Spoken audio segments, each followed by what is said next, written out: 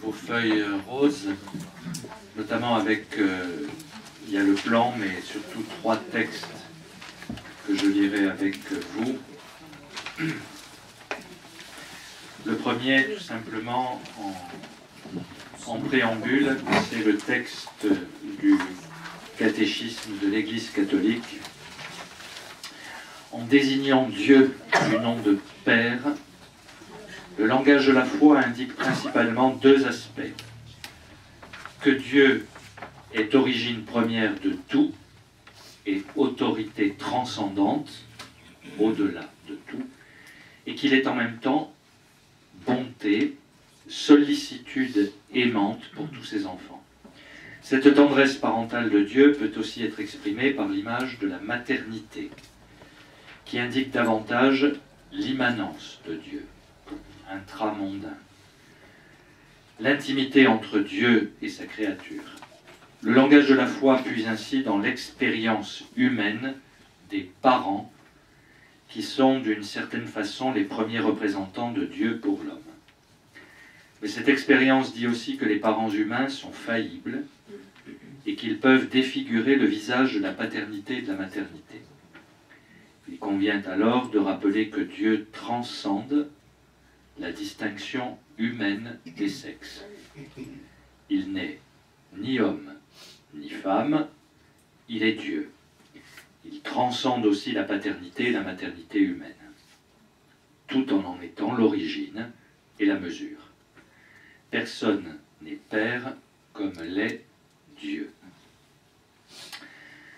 Alors comme j'ai, avec ce texte du catéchisme, évoqué aussi, j'ai entendu sur des tables, on se demandait si on allait mettre le mot de mère, de maternité.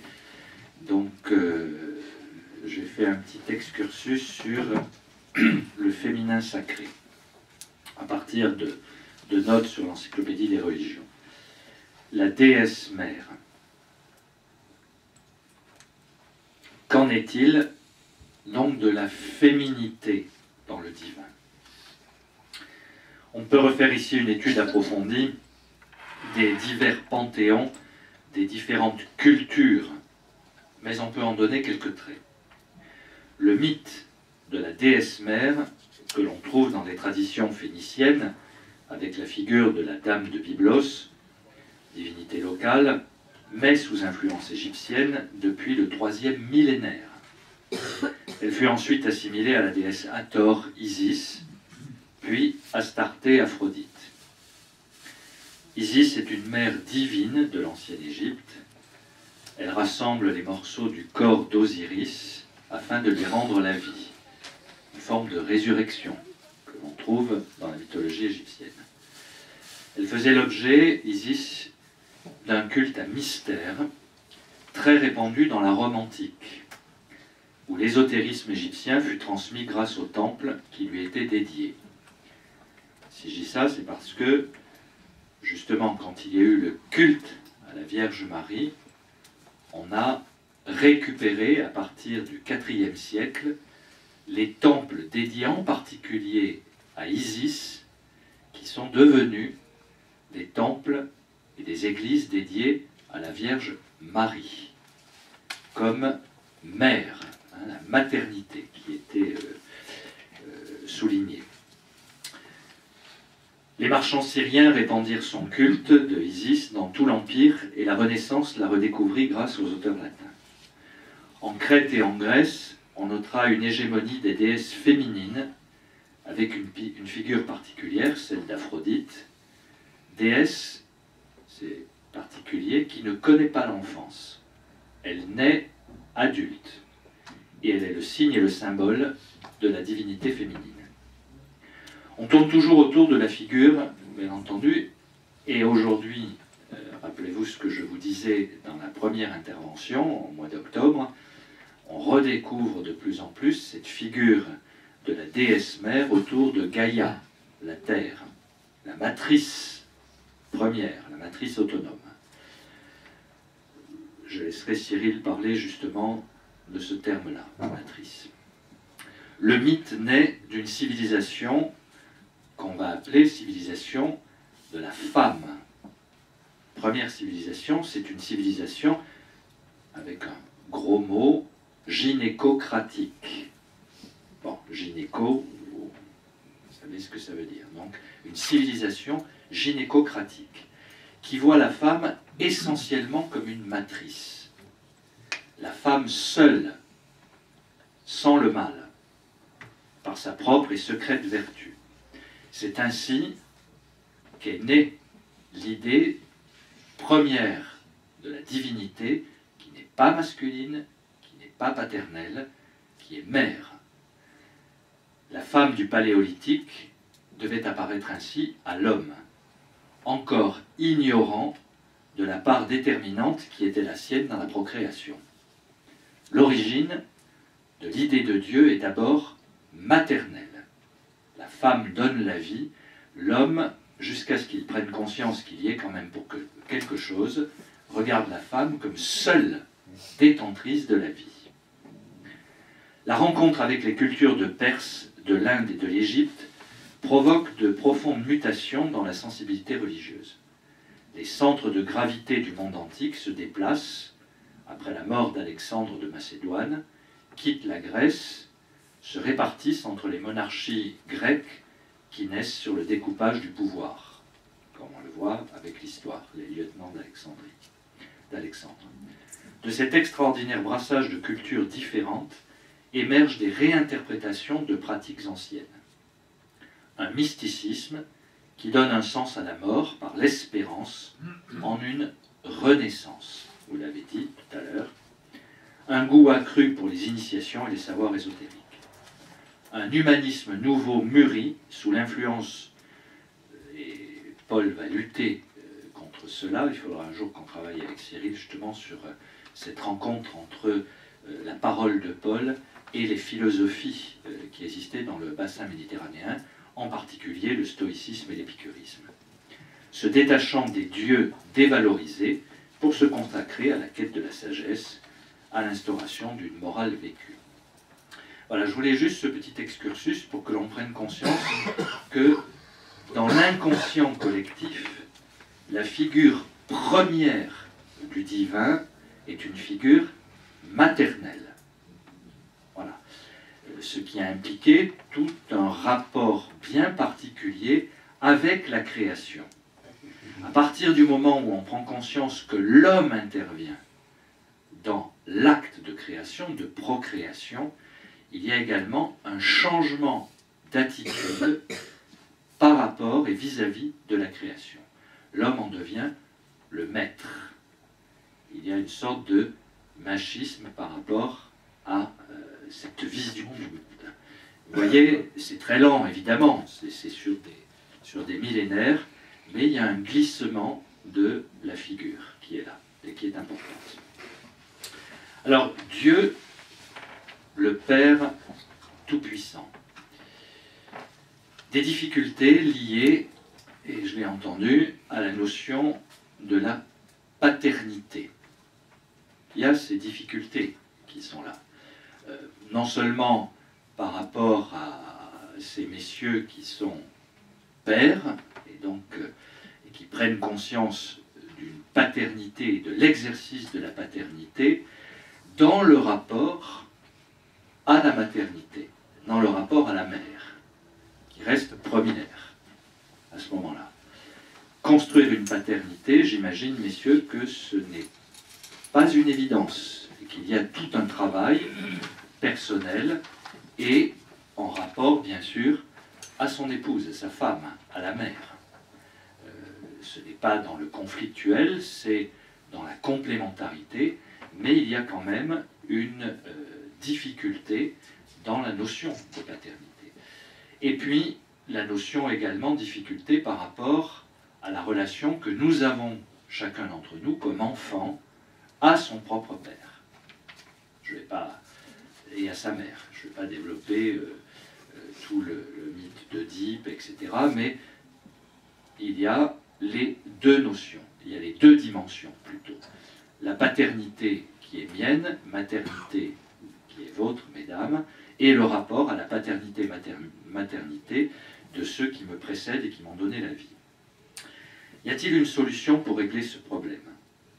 On a tendance, quand on dit un Dieu qui donne vie, on a tendance à partir, et c'est normal, il faut le faire aussi, de notre expérience de fils et de fille.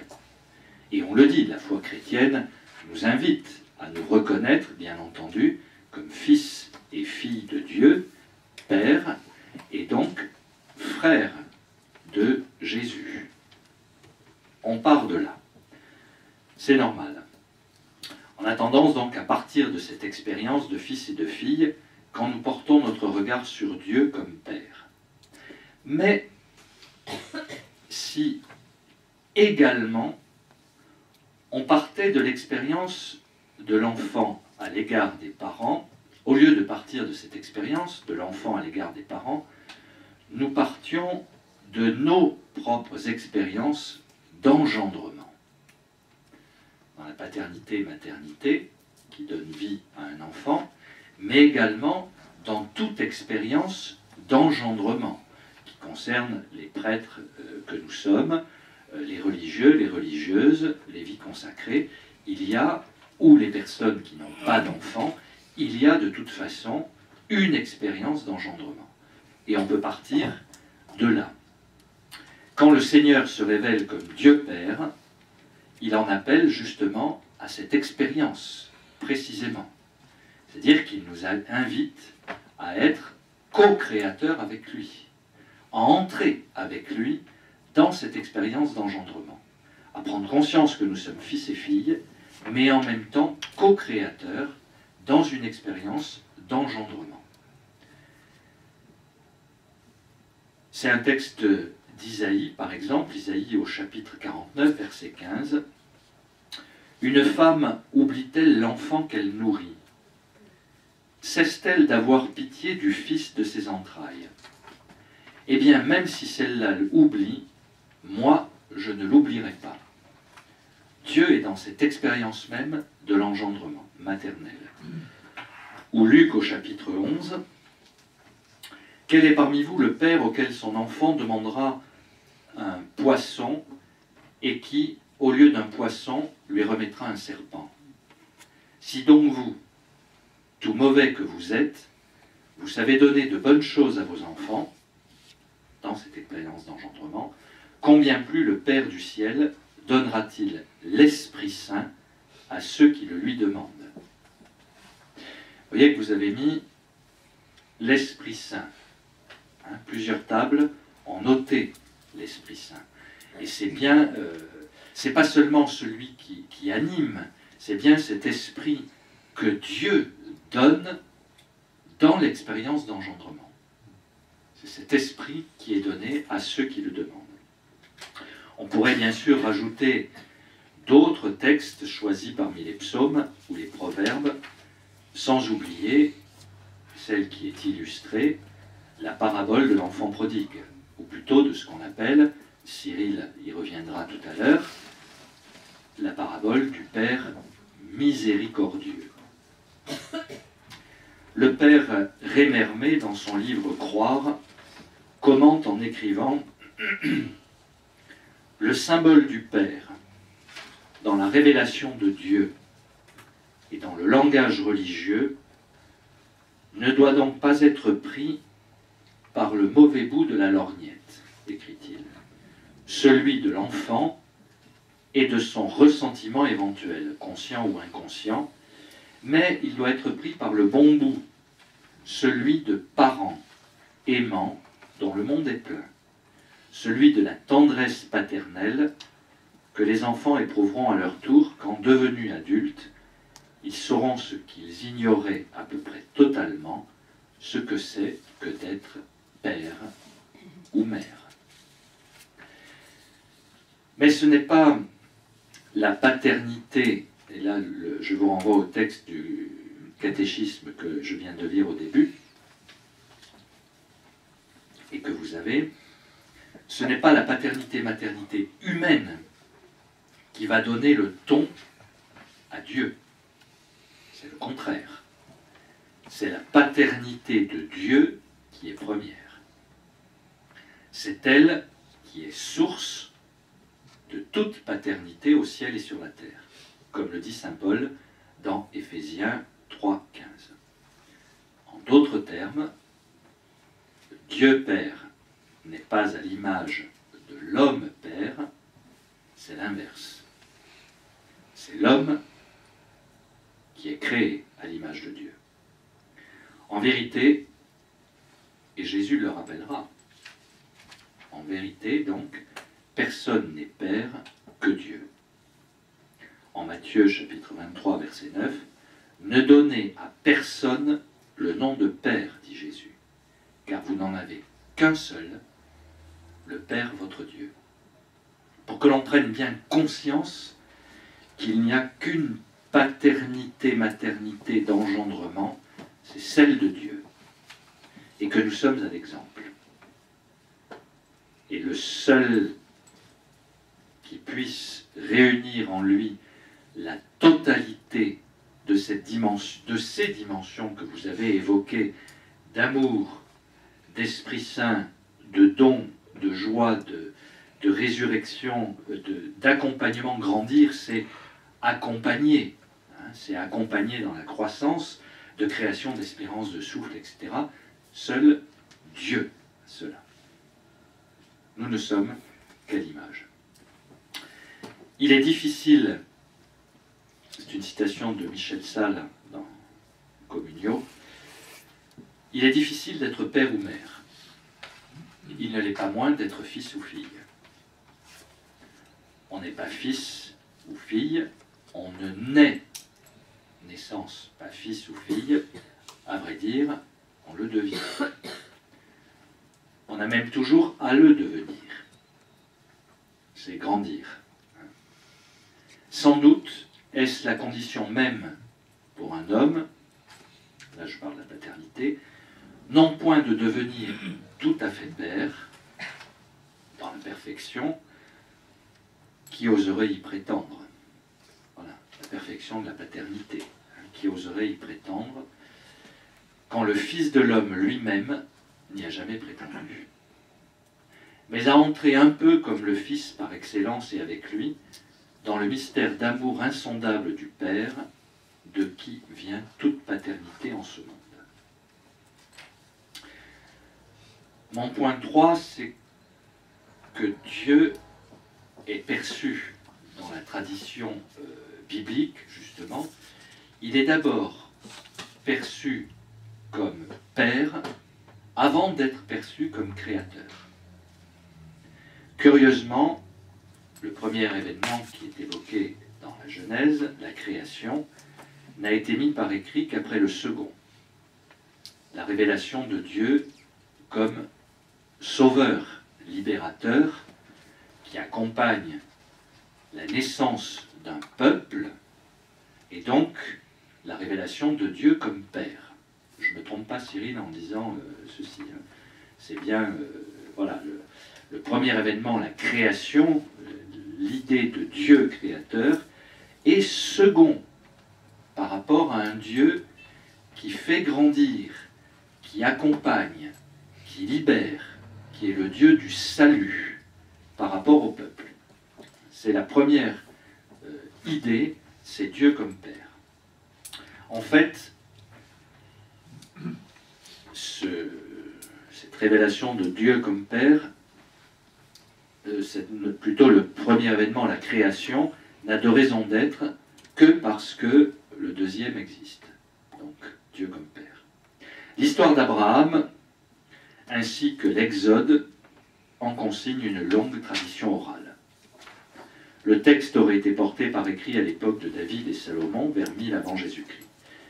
Dieu s'y révèle prioritairement comme le Dieu qui bénit, donc qui fait grandir l'homme, de préférence au Dieu créateur de toutes choses. C'est l'idée première. Un Dieu qui bénit. Car le but final de la création est l'émergence, vous l'avez noté le mot, d'un monde d'amour, d'un monde de paix, et moi j'ai mis ici d'un monde de bonheur, mais on peut reprendre le terme que vous avez évoqué, la joie, hein, la joie profonde. Un monde de joie par la divination de l'homme, ou divinisation de l'homme. C'est-à-dire sa participation à la vie même de Dieu. Dans la plupart des mythologies, on ne faisait pas la différence entre un Dieu Père et un Dieu Créateur. L'Ancien Testament, lui, innove en ce sens. Dans le sens où, c'est Bernard Sesboué qui écrit ceci, le terme de paternité sera employé surtout en référence à la relation historique qui se noue entre Dieu et son peuple. Il s'agit d'une véritable adoption, fruit d'un libre choix, et comme nous l'avons vu dans les rencontres précédentes, lié à l'alliance. Là, il y a une innovation. L'engendrement est là, dans l'adoption et dans l'alliance que Dieu ne cessera de proposer à son peuple. Dieu est avant tout père d'un peuple, et s'il est père du roi d'Israël, c'est parce que celui-ci représente le peuple. Le sens de l'expression « père » est bien sûr métaphorique par rapport à la paternité terrestre. Il met en relief non pas le lien du géniteur, mais celui de la relation affective qui s'inscrit entre le « je » du Père et le « tu » du Fils. C'est cette révélation profonde et extraordinaire que nous montrera, que nous donnera le Christ. Cette relation, là je mets affective, mais qui est une relation d'amour, d'agapé, justement, entre le Père, le je du Père et le tu du Fils. Et vous avez noté plusieurs fois l'amour, don d'amour. C'est cela, d'abord, hein, la paternité. Dieu peut ainsi être le Dieu d'Abraham, d'Isaac et de Jacob. La paternité de Dieu, d'abord, et la paternité au sens large, ensuite terrestre, est avant tout l'expression d'une relation. Cette paternité devient philanthropique. La relation de Dieu avec l'homme est une relation d'amour, et elle attend donc, dans cet engendrement d'amour, dans ce don de l'Esprit Saint, cette relation de Dieu avec l'homme, cette relation d'amour, attend une réponse à la question que le Christ posera à Pierre, mais qu'il pose à chacun d'entre nous, et qui est la demande, l'insistance du Fils, certes, mais qui est l'insistance dans le Fils de Dieu lui-même. M'aimes-tu? C'est là la relation dans la liberté, la relation d'engendrement dans la liberté entre le Père et nous qui sommes fils et filles, c'est qu'il y a un don d'amour qui va aller jusqu'au don du Fils et jusqu'à la résurrection, mais qui attend, moi c'est ce qui me bouleverse à chaque fois dans cette paternité de Dieu, qui attend une réponse de chacun d'entre nous. M'aimes-tu? N'est-ce pas, là aussi, l'attente à un autre niveau des enfants que les uns et les autres vous avez?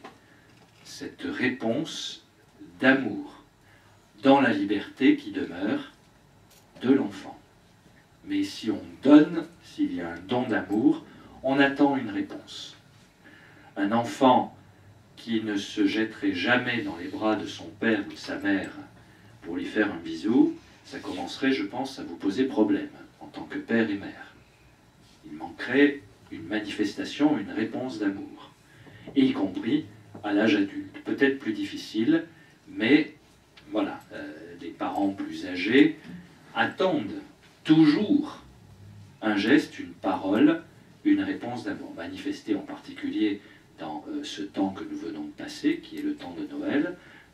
Voilà, où il y a là cette manifestation, cette réponse.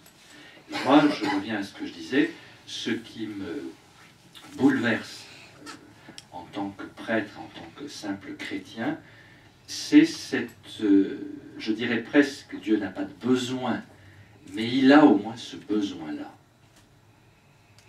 M'aimes-tu? L'attente de la réponse d'amour qui va se développer de différentes manières.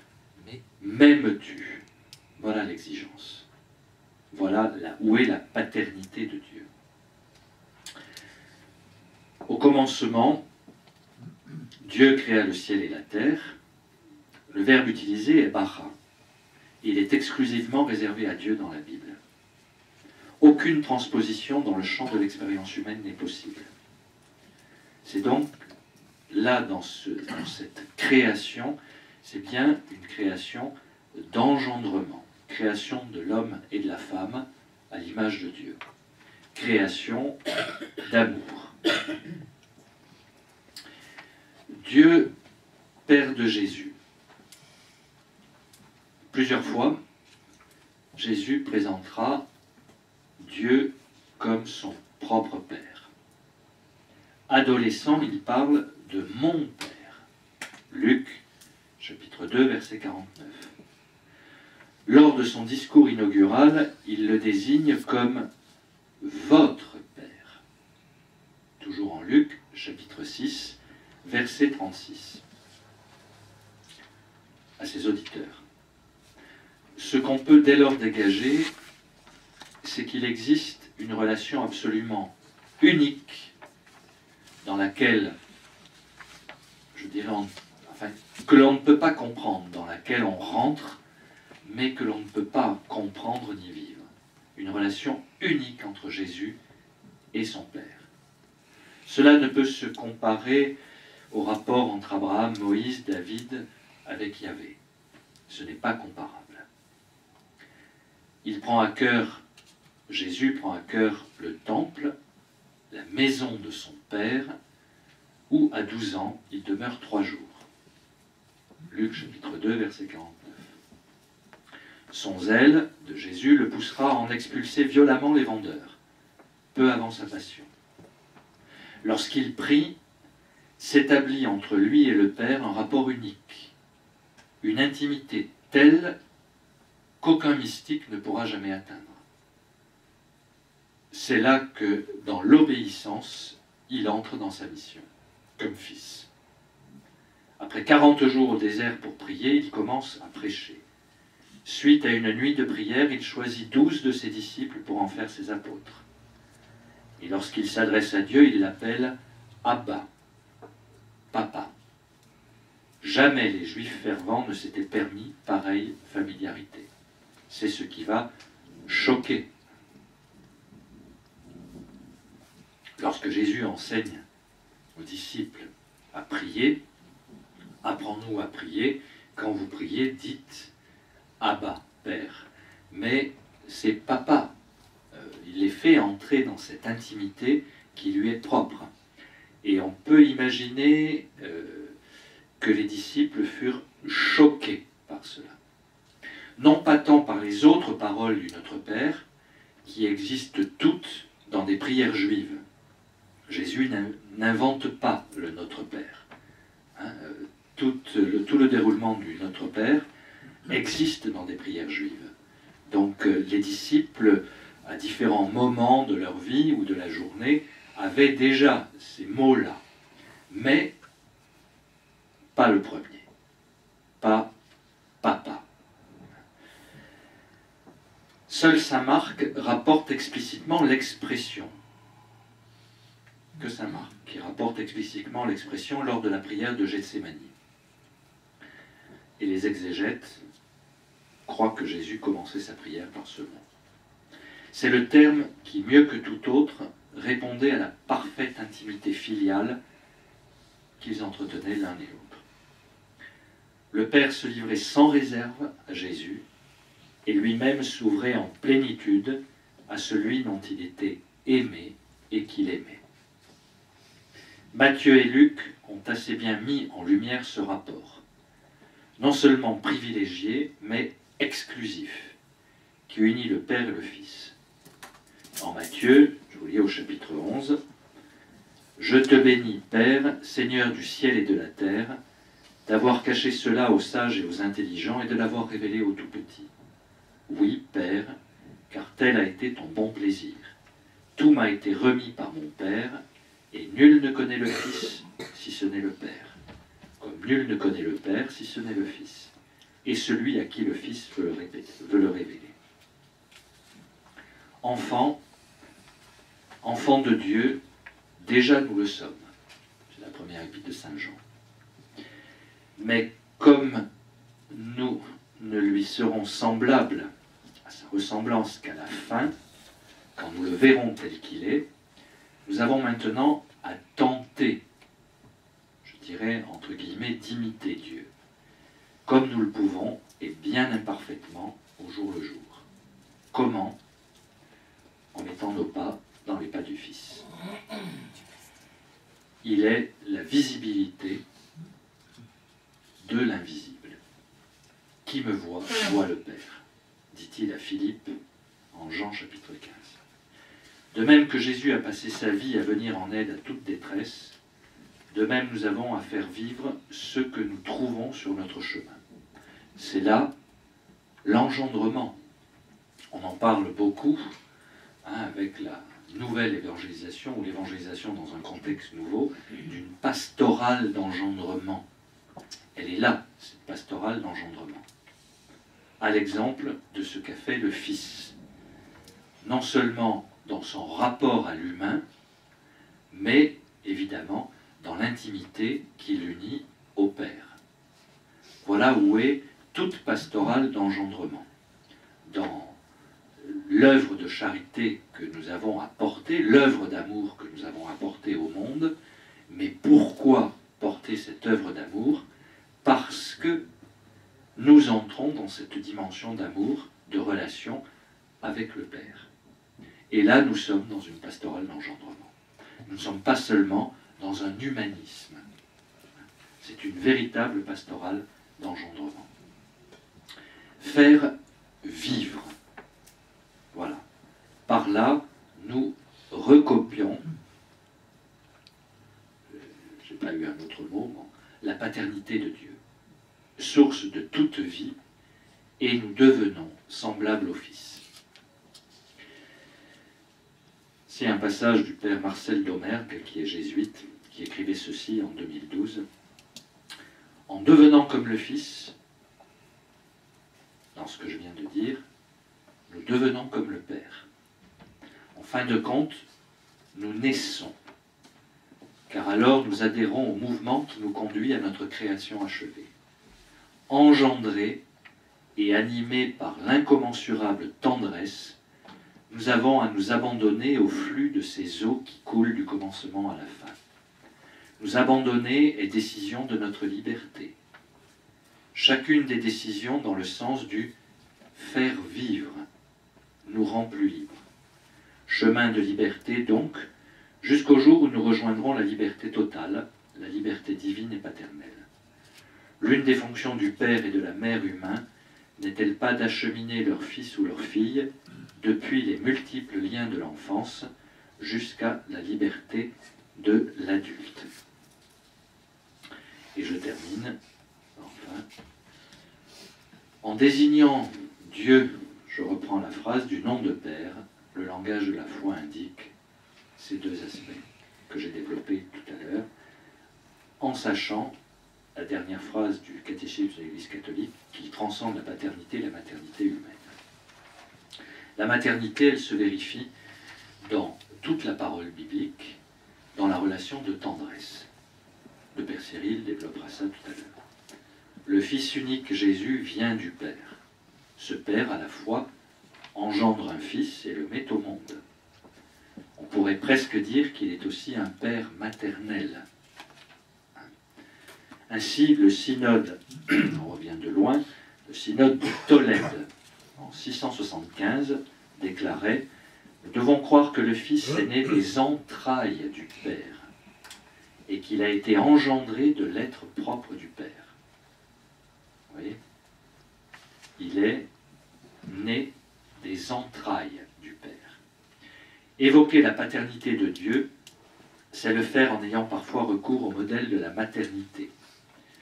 Jean-Paul II allait dans ce sens lorsqu'il déclarait en 78 « Dieu est Père, plus encore, il est Mère ». Et beaucoup de papes ont repris cela.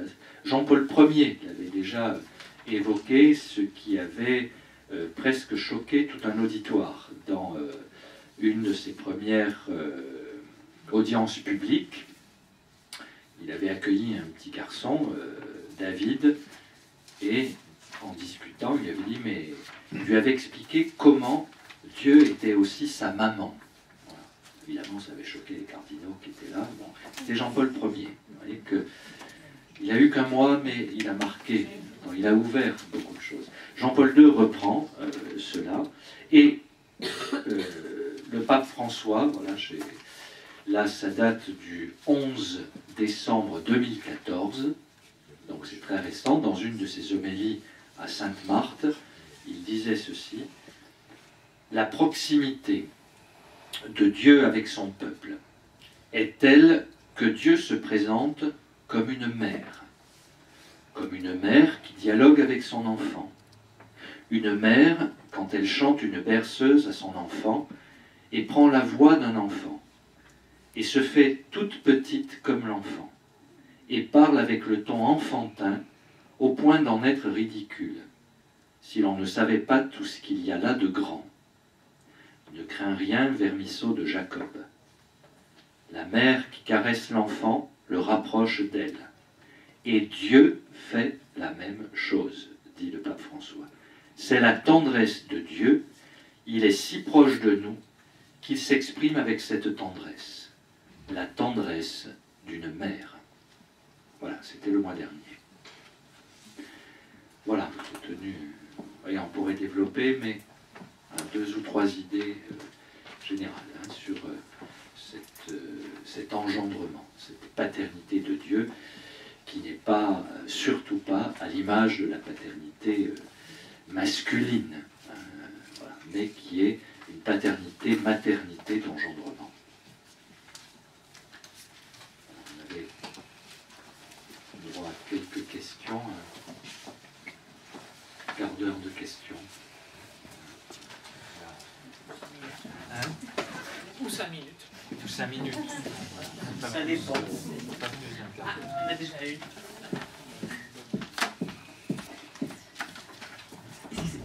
Moi j'ai juste retenu quand vous avez dit, alors voilà, Dieu, j'ai pas compris, m'aimes-tu? Vous avez dit, vous parliez de Dieu quand vous disiez m'aimes-tu, mais alors c'est marqué quelque part ou c'était vous qui vous ou... Voilà, vous m'avez entendu? Oui, oui, oui.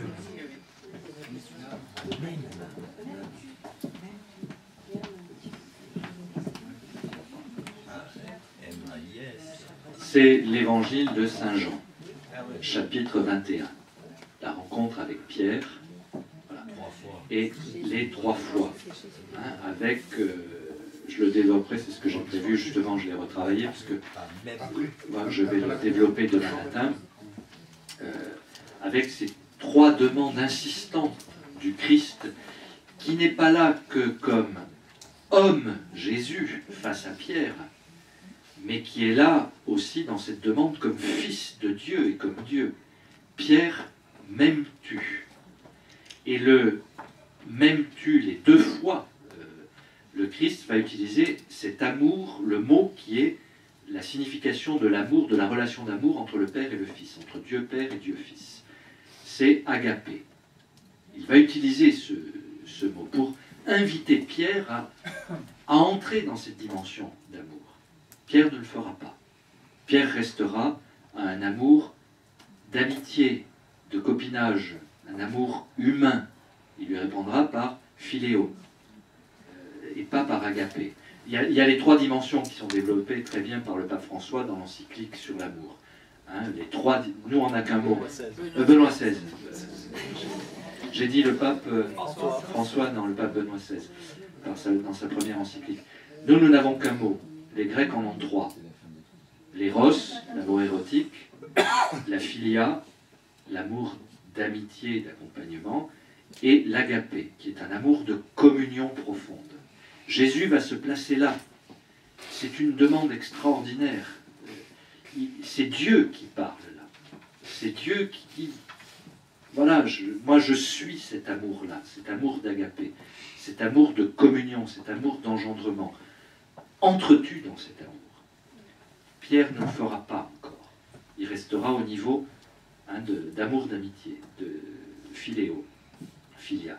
Et la troisième demande de Jésus, et là c'est ce qui est extraordinaire aussi, c'est qu'il ne va pas insister. Il va se mettre au niveau de Pierre, comme Dieu se met à notre niveau. Tu n'es pas encore capable, tu ne vois pas tout l'amour que j'ai pour toi, tu ne peux pas rentrer encore là, ou tu ne veux pas rentrer encore là. Et la troisième question, Jésus ne dit pas agapas, mais Cyril, aide-moi. Pardon. Le même tu, il ne répond pas agapas, mais phileas, philas, Même verbe. plus, c'est phileis, donc philéo, ça va être phileis. Oui. Phileas, voilà. Donc il se place à ce niveau-là. Mais c'est bien cette demande de Dieu. C'est pas seulement l'homme Jésus. C'est le Fils de Dieu qui désire faire entrer, à travers Pierre, toute l'humanité dans cette dimension d'amour, d'agapé. Peut-être aussi le livre d'Osée utilise beaucoup ce langage de l'amour. On a ça. Livre d'Osée. Oui. Rapidement, je vais pas le lire parce que c'est long, mais vous avez au chapitre 2 du livre d'Osée, verset 16, c'est pourquoi je vais la séduire, en parlant d'Israël, de son peuple. Je la conduirai au désert et je parlerai à son cœur.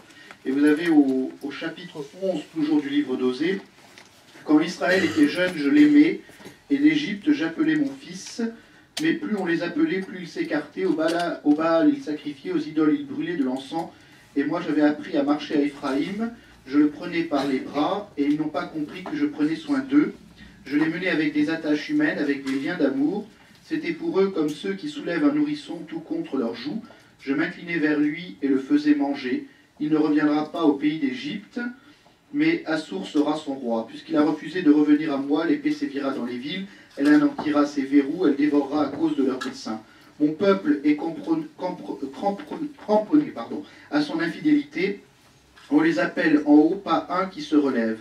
Comment t'abandonnerai-je, Éphraïm, te livrerai-je, Israël? Comment te traiterai-je comme Adma? Te rendrai-je semblable à Séboïm? Mon cœur en moi est bouleversé, toutes mes entrailles frémissent. Je ne donnerai pas cours à l'ardeur de ma colère, je ne détruirai pas à nouveau Éphraïm, car je suis Dieu et non pas homme. Au milieu de toi, je suis le Saint, et je ne viendrai pas avec fureur. Vous avez tout un langage qui est le langage en réalité féminin, de prendre soin de l'enfant, de le faire marcher, de lui donner à manger, et ainsi de suite. Et sur l'aspect de l'amour de Dieu pour son peuple. Une question. Moi, par rapport. Pour compléter, parce que je m'étais aussi arrêtée sur cette expression et ce que vous en aviez dit, et je voudrais confirmation ou peut-être explication.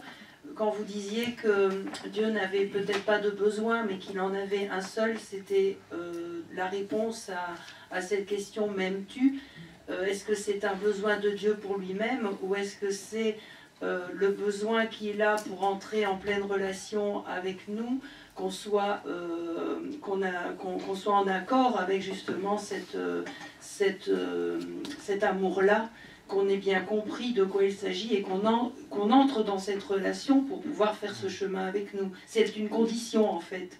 Oui, c'est pas vous voyez qu'on est piégé tout de suite quand on veut rentrer dans cet immense mystère de l'amour de Dieu. On est piégé par les mots. Il n'y a pas de besoin en Dieu. Dieu est l'être même, il se suffit à lui-même, etc. On ne va pas refaire tout un cours de philosophie, mais la définition même de Dieu, c'est Dieu est amour. Dieu n'est que circulation d'amour. Dieu n'est que circulation d'amour entre les trois personnes, du Père, du Fils et de l'Esprit. Et nous sommes dans la création, dans l'engendrement, cette émanation de l'amour, mais qui n'est pas séparée de cette circulation interne de Dieu. Tout ce, là aussi je vais être piégé, tout ce que Dieu désire, c'est que nous entrions dans cette relation d'amour. Et il le demande. Voilà, et il le demande. Mais voyez qu'il n'y a pas de... Ce n'est pas un besoin, car l'amour est total, plein et parfait en Dieu, dans la circulation, la relation des personnes. Mais si nous sommes là, c'est parce que Dieu nous a voulu dans cette dimension amoureuse, et qu'il n'attend qu'une chose, c'est aime-moi. C'est ça la foi. La réponse de foi, elle est là. Hein. Quand je dis je crois, c'est une réponse d'amour. Voilà. Je crois en Dieu, c'est ma réponse. Je crois en toi. Voilà. Je t'aime, c'est la même chose. C'est le fait de dire je t'aime. Bon, je reviens à la troisième fois que Jésus demande à Pierre s'il l'aime. Eh bien, il était agacé parce que ça fait 3 fois qu'il lui demande. Et après, et Pierre, il dit, mais tu sais tout. Et c'est là qu'il reconnaît que Jésus peut savoir qu'il l'aime. Mais tu dis, il n'est pas arrivé, Pierre, à prouver qu'il l'aimait vraiment. C'est pour ça qu'il appelle à Jésus, toi qui tu sais tout, tu sais ce qu'il y a dans mon cœur. Ça m'a toujours touché cette troisième fois, puisque de toute façon, souvent ça m'arrive de dire, bon, tu sais, alors, moi tu sais que je t'aime comme je peux en tant qu'humain, et fragile, mais tu sais vraiment jusqu'où je aime, moi, toi. Oui, bien sûr, et c'est là où j'évoquais tout à l'heure la fragilité de Pierre, et Jésus se situe, se place au niveau de cette fragilité. Mais en même temps, Pierre peut-être a été agacé par les 3 questions, mais qui renvoient, vous le savez bien, aux 3 reniements. Et donc, Jésus ne fait aucun reproche. Il ne dit pas, tu m'as trahi, tu m'as laissé tomber quand j'en avais besoin, etc. M'aimes-tu? M'aimes-tu? M'aimes-tu? C'est tout. Là, ce sont les termes que certains ont employés de don et de pardon, voilà, qui rentrent dans l'engendrement. Comme vous nous avez dit, nous savons tous que Dieu est notre Père, mais certains disent aussi, nous n'oublions pas que Marie est notre mère aussi. Alors est-ce que vous le pensez? Est-ce qu'il faut le dire? Bien sûr, mais Marie reste dans une maternité de l'ordre humain. Ce n'est pas une déesse. Elle n'est pas Dieu. Et ce n'est pas du même ordre. Ce n'est absolument pas du même ordre. C'est une maternité parce qu'elle donne naissance au Fils de Dieu, ce qui n'est pas rien, bien entendu, mais ce n'est pas une déesse. C'est une femme d'Israël et qui vit cette maternité à l'exemple de la maternité de Dieu, mais qui n'est pas la maternité divine, qui n'est pas la maternité divine, qui n'est pas l'engendrement, paternité-maternité divine. On ne peut pas mettre sur le même plan, ce n'est absolument pas à mettre sur le même plan. Marie est notre mère, elle est mère de l'Église et elle est mère de chacun de nous, mais comme une femme d'Israël, et non pas comme les figures que j'évoquais, mythologiques, d'Aphrodite, d'Isis, Astarté, etc. Elle n'est pas une déesse. Voilà. Ça a été important d'ailleurs dans la théologie des premiers siècles, hein, lorsqu'on a voulu honorer justement la maternité de Marie, où elle a été appelée Théotokos, mère de Dieu. On a construit la basilique Sainte-Marie-Majeure à Rome pour cela, mais il a fallu bien expliquer au peuple que si on récupérait, c'était un temple dédié à Junon pour la maternité justement à Rome, qui a été récupéré et qui est devenu Sainte-Marie-Majeure, que Marie n'est pas déesse, qu'elle reste la petite fille d'Israël, qui entre particulièrement dans le plan de Dieu, dans une une immaculée conception, dans une conception virginale, dans tout ça, on ne va pas refaire une mariologie, mais voilà, elle n'est pas une déesse. Et l'amour qui circule dans la Trinité, c'est une chose, l'amour que Marie répand sur chacun d'entre nous, c'est autre chose.